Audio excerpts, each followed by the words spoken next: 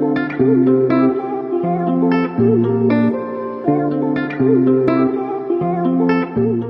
guys, welcome back to the channel. As you can see here today, we have a 2013 Ford Explorer. Let's dive into it. What I ended up getting here was a 2013 Ford Explorer. It is a decommissioned police vehicle. It was, or is, a police interceptor. I'm so excited to have this. I got it for a really good deal, and the best part about it, I mean, one, it still has some police equipment on it, like this bumper pull, and that is name brand, Go Rhino Products. Very nice. The only police light it still has on it is the passenger front headlight that I can see. The wiring harness pigtail is cut off inside there, but I've got other cop lights. They're not legal to have on the street, nor is the badging there, but still cool to have, just in general. This is the other thing. Doesn't work. The horn doesn't work either, but we can work on that. We can fix it. This was sold to me as a non-running vehicle, so that's what I expected. That's what I expected. It starts up, it drives, it seems to have no issues besides misfire in cylinder 4 and O2 sensors, which I've already taken care of the cylinder 4 with the coil pack I had from the 2015 that I've got sitting over there.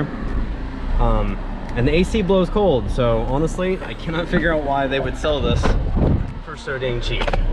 But their loss is our gain. Here we are on the channel, and we're gonna diagnose some problems. So it being a decommissioned police vehicle means it's still gonna have some wiring issues, which is fine.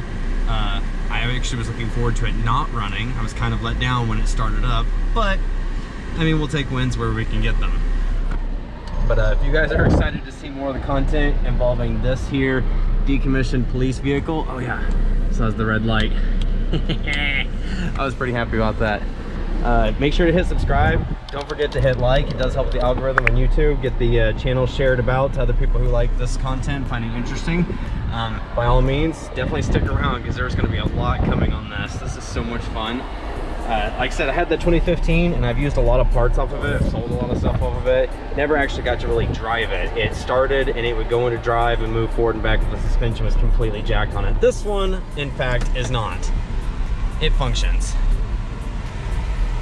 So this is a lot more fun because we actually get to drive it. And by all means, all-wheel drive really means awesome drive. Wow. And it really goes, so it's so much fun. But yeah, definitely going to be a lot of content about this coming up on the channel.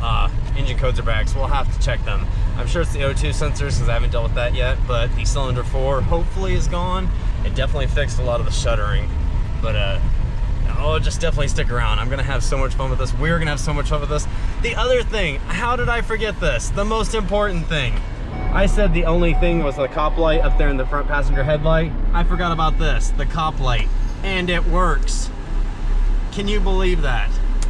That to me is like the best thing. I cannot wait to drive this tonight. It's gonna be so much fun.